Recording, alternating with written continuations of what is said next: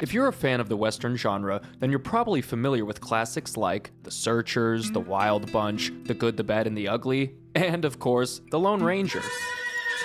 Hi-yo, Silver! Away! Don't ever do that again. Okay, maybe not that one. But today I've compiled a list of amazing westerns that hopefully you have never seen before. And if you have seen them and I'm wasting your time, feel free to challenge me to a duel in the comments. No, sir. Poor Buster. At number 10 from 1971, we have Skin Game, directed by Paul Bogart and Gordon Douglas. Skin Game is a unique western that focuses on slavery in the American South in 1857. The film follows the relationship between Quincy Drew, a charming con man played by James Garner, and his partner in crime, Jason O'Rourke, played by Louis Gossett Jr. The duo adventure town to town, scamming Southerners with their patented hoax. Their scam involves selling Jason to slave owners, collecting the money, and then freeing him after he is sold, only to repeat the act again in another town. As you can guess, things don't go quite as planned, and Quincy must devise his greatest con yet to rescue his dear friend Jason. The rapport between the two lead men is the most engaging part of the film. Their dialogue is sharp and the actors play their roles superbly.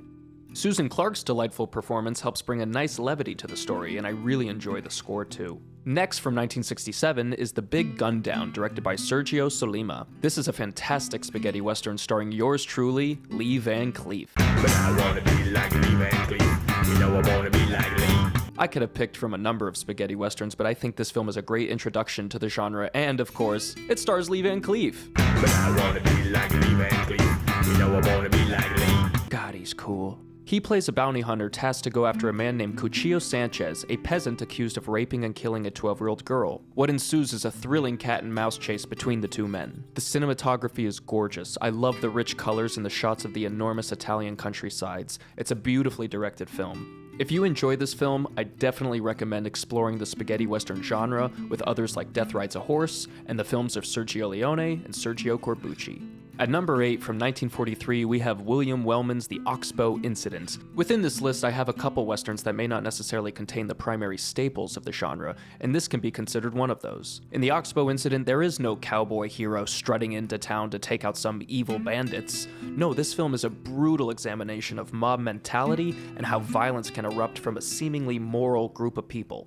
The story revolves around a mob of men who come upon a group of strangers whom they believe committed murder and theft. Henry Fonda plays the most morally stricken of the group and delivers a fantastic performance. But he is not alone, as the performances of Anthony Quinn and Dana Andrews are extremely powerful, and in Andrews' case, especially heartbreaking. Wellman's directing, coupled with the stunning black and white cinematography, makes the tense and gripping Oxbow Incident a definite Western classic. Next, from 1949, we have John Sturgis's The Walking Hills. Like The Oxbow Incident, this film is a little different than most westerns as it contains elements of noir. And in place of expansive mountain ranges, we have endless sand dunes. Many of you may think this does not belong in the list, but I included it because I really love the film's atmosphere. The scenes at nighttime with everyone sitting in the dunes under the stars, there's a calming serenity to it. The movie is packed with unique, fun characters like the great Randolph Scott, but especially Josh White, whose soothing singing is the highlight of the film. Of I love you will never end. Oh, baby. The plot follows a group of men who go out into the dunes to search for a buried wagon train containing gold. Soon, suspicion, deception, and danger begin to flourish within the gang. I love the shots of all the characters together, the blocking is fun, and the score is very enchanting. At number 6, we have Anthony Mann's The Naked Spur, starring James Stewart and Janet Leigh. Stewart made a total of 8 films with Anthony Mann, with 5 of them being westerns. However, I think The Naked Spur is a notable standout among those westerns. Stewart's character of Howard Kemp is a stark departure from the usual friendly and chipper protagonists he portrays, and combined with the phenomenal performances by Robert Ryan, Ralph Meeker, and Millard Mitchell, it makes for one hell of a cast. The plot follows bounty hunter Howard Kemp as he tracks down the murderer Ben Vandergroat. Along the way, Kemp is forced to take on a couple of partners, an old prospector named Jesse Tate and a dishonorably discharged Union soldier, Roy Anderson. When the pair learn that Vandergroat has a $5,000 reward on his head, greed starts to boil over the group. Vandergroat takes advantage of the situation and begins to sow doubt between the men. Of course, we cannot forget Janet Leigh, who gives a wonderful, heartfelt performance. Honestly, she's just happy to be there and not in the shower getting stabbed. The cinematography is stunning as well. The film was shot in Lone Pine, California, and on location in the San Juan Mountains and Durango in Colorado.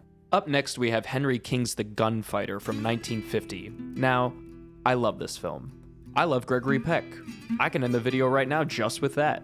But The Gunfighter is an interesting western. In lieu of large vistas and landscapes, we mostly remain in a quaint western town, while the majority of the story takes place in a small saloon. The film follows Jimmy Ringo, an infamous gunslinger who, for the life of him, can't seem to get away from trouble. The opening scene showcases this as a hot-blooded young cowboy attempts to take down the notorious Ringo. However, Ringo is tired of this life, and he returns home to see his wife and son in hopes of escaping the outlaw life once and for all. The film features a large cast of colorful characters who all bring their own charm and style. I love Carl Malden as the barkeep, and the performances from Millard Mitchell and Helen Westcott are not only excellent, but they act as a great complement to Peck's tough and quiet disposition. One of my favorite aspects of the film is its treatment of the cowboy myth. Throughout the film, we hear the townsfolk gossip and make claims about Ringo that later turn out to be false. It goes to show how distorted the truth becomes when making myths and legends out of historical figures. Henry King's directing is fantastic, as is the black and white cinematography. I would strongly recommend this intimate and enthralling western to any fan of the genre. At number 4, we have 1957's Gunfight at OK Corral, directed by John Sturges. Some of you may deem this film too popular for this list, but I don't think it's discussed often, and anything starring both Burt Lancaster and Kirk Douglas warrants a watch. Lancaster and Douglas are two of my favorite actors, and their rich, dynamic friendship acts as the driving force of this film. The story follows lawman Wyatt Earp and the dying outlaw Doc Holliday.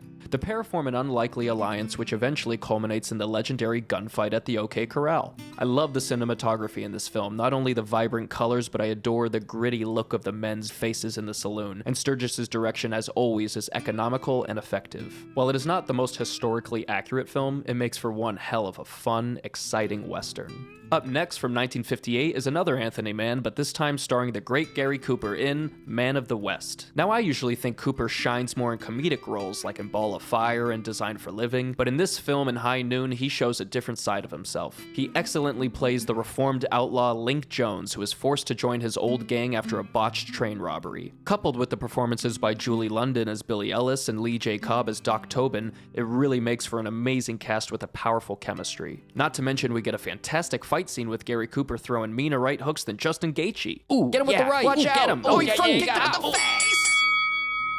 The dialogue is sharp and it all culminates in a very exciting finale that will undoubtedly keep you on the edge of your seat. At number 2, we have another film from 1958. It is William Wyler's Western epic, The Big Country. I absolutely love this movie, and William Wyler is one of, if not my favorite director of all time. From Ben-Hur to Roman Holiday, the man can do anything. Here, he takes on the Western genre, and out of all the films in this list, this may be the one with the best scenery, shots, and direction. The movie is about a New England sea captain portrayed by Gregory Peck, who arrives at his fiance's large Texas ranch in the 1880s. A heated battle over a valuable plot of land ensues between Peck's new family and the Hannesseys. Peck has no intention of causing trouble as a newcomer in the town, but soon, many start to think of him as a coward, when in fact, he's tougher and more honorable than the whole lot of them. Charlton Heston gives a great performance, and the dynamic between him and Peck is electric. Gene Simmons is excellent as Julie Merrigan, and Burl Ives' standout role won him the Academy Award for Best Supporting Actor. Also, I must note the spectacular score by Jerome Moross. It is a phenomenal score. The sweeping orchestra flavors the whole film and really enhances the picture.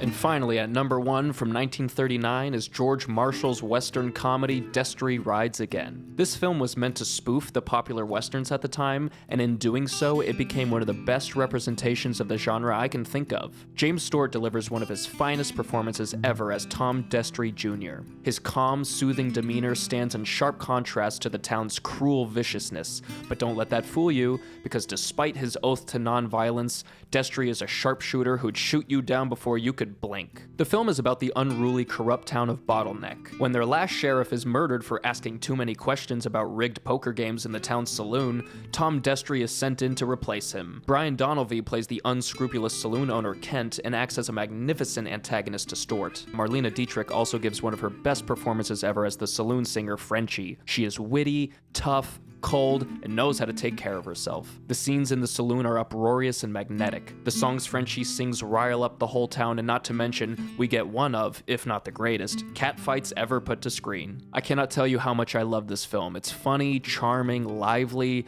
and can be painfully sad when it needs to be. The gorgeous black and white cinematography, the performances, the music make this Western an absolute classic that any fan of the genre will surely adore. And there you have it. Thank you so much for listening, and I hope this has inspired you to watch these films and to further explore the Western genre.